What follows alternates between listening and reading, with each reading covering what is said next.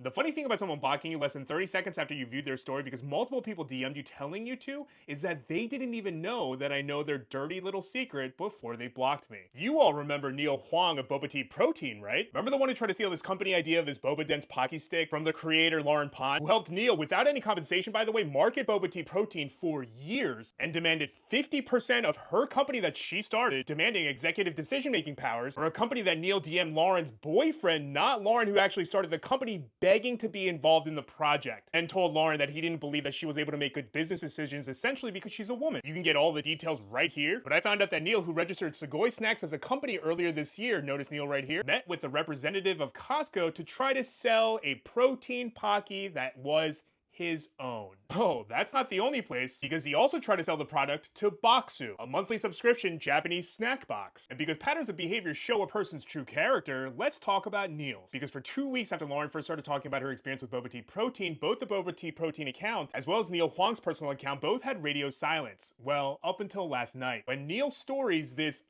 ask me anything. And even though Neil tries to make it seem like it's just any other AMA by answering some mundane questions about his hair that we know no one asked, it immediately becomes apparent what this manipulation is about, because it immediately goes towards some fun facts about me. Ready for this gaslighting? So he immediately starts talking about how he's been a product developer for over 5 years now and how he's just this like ideas guy. Yeah, it's very obvious where this is going, right? And about how he's so generous with his time and money. I'm sorry, I didn't realize billing someone for $66,000 for 23 hours worth of work over 2 years was generous. And then Neil talks about how he's so into growth and being growth-minded and working with executive coaches on leadership and managerial skills. That's wild, because for 2 weeks there was no apology. There clearly was no self-reflection. For 2 weeks, you strategized on just gaslighting the public. And then he talks about how he's helped so many people working as a personal trainer. That's your job. That's like someone working at the grocery store being like, I feed so many people, and yet you do, but it's your job. You get paid for it. It's not some sort of charity. But then Neil ends his story series with, oh my God, I just love the community and support so much, and how he's so people-oriented and doesn't care about the money. What?